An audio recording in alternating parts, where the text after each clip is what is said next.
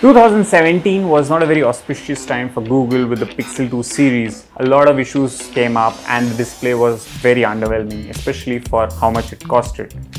This year they're back with the 3 series and the phone looks very much like what the other phones are offering right now. It's got a notch, it's got a screen, and it supports some more features as well. What are those features? We're going to talk in this Pixel 3 review. First of all, the phones are priced at 71,000 for the Pixel 3 and the Pixel 3 XL will start from 83,000 and all these phones will be available from 1st November onwards across the country. Unsurprisingly, Google has opted for a taller screen profile, which has become the standard for the industry this year. You've seen with the Note 9 and you've even seen with the XS and the XS Max from Apple. And apart from that, you've got Android 9 Pie version running out of the box, which is clean, smooth, and probably one of the finest experiences of Android I've ever faced.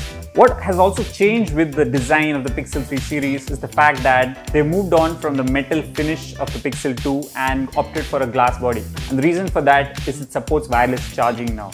IP68 certification means that it's water and dust resistant as well. And I think these are essentials for a phone which costs as much as 80,000 in the country or wherever it sells. But Google somehow feels that 4GB RAM is बहुत sufficient है, जबकि when you see phones like OnePlus offering 6 or heck even 8GB RAM.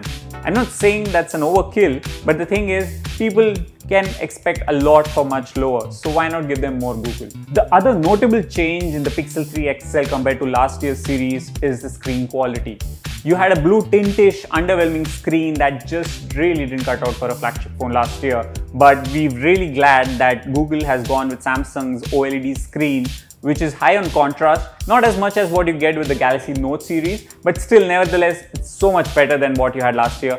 And we're really glad Google accepted that it was a mistake. We've highlighted the good parts about the screen quality of the Pixel 3 XL, but there's one itch that really causes me some issues, and that's the notch with this phone.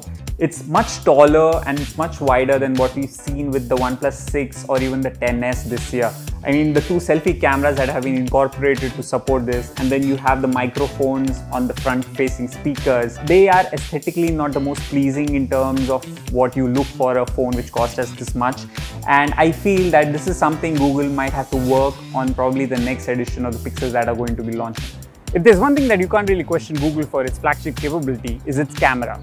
And the 12.2 megapixel sensor on the Pixel 3 with f1.8 aperture is no different. But what really separates Google from the other flagship makers is its marriage of software and hardware in the form of the AI capability that the company has been accumulating for over the years.